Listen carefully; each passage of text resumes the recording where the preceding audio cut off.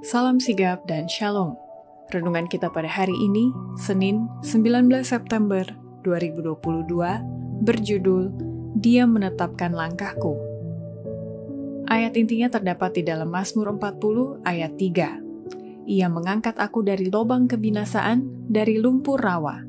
Ia menempatkan kakiku di atas bukit batu, menetapkan langkahku. Pena Inspirasi menuliskan yang dimaksud dengan judul renungan kita pagi ini, Dia Menetapkan Langkahku, adalah jawaban atas pertanyaan, siapakah yang mau? Agar mau datang menghampiri tahta kasih karunia Allah dan mengalami kasih-Nya yang tiada bandingnya itu adalah sebagai berikut. Pertama, seseorang bisa berkata seperti Daud bahwa Dia menetapkan langkahku, bila mana kita senantiasa memelihara hati nurani dan menjauhkan segala pemanjaan kebiasaan jahat.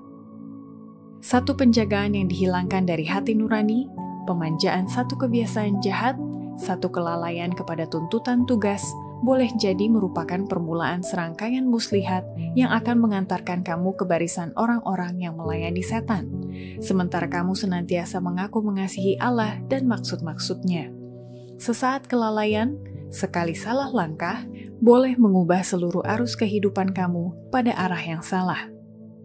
Kedua, seseorang bisa berkata seperti Daud bahwa Dia menetapkan langkahku bila mana kita tidak memasukkan teori-teori menarik yang memenuhi pikiran kita sehingga membawa pengaruh yang merusak pikiran kita dan akibat lainnya hanya sedikit kita menceritakan dari hal Tuhan. Setan bekerja dalam berbagai cara sehingga orang-orang yang seharusnya mengkhotbahkan pekabaran ini boleh dipenuhi dengan teori-teori menarik yang menyebabkan ia muncul begitu besar dan penting memenuhi seluruh pikiran. Dan sementara mereka berpikir bahwa mereka sedang membuat langkah-langkah luar biasa dalam pengalaman, mereka membuat idola mereka, ide-ide mereka, dan pengaruh mereka telah rusak dan mereka hanya sedikit menceritakan dari hal Tuhan.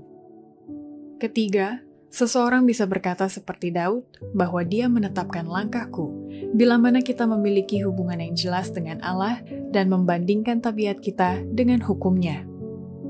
Adalah sangat penting agar setiap umat manusia, kepada siapa Allah telah mengaruniakan kemampuan untuk mempertimbangkan, mengerti hubungannya dengan Allah.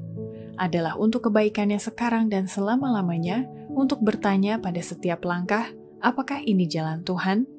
Kita perlu menghimbau dengan sungguh-sungguh setiap manusia untuk membandingkan tabiatnya dengan hukum Allah, standar tabiat bagi semua orang yang akan memasuki kerajaan-Nya dan menjadi warga negara negeri surgawi itu.